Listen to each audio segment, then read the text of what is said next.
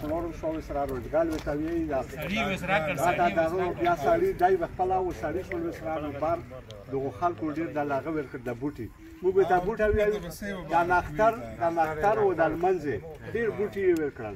او موږ خلکو بیا ته آرام کړل او ته جوړ کړل او بیا په بوړې هغه دا بسې نه مو پلور خبره یې کوله په خپل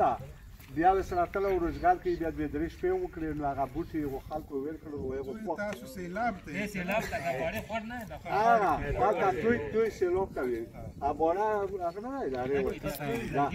دا بیا هغه چې کله برابر شول بیا مې پلور ته ولا شول دا صاحب ته راغی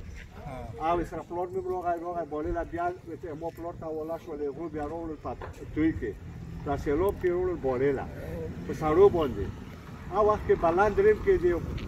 مزدورم ډیر و پیسام کا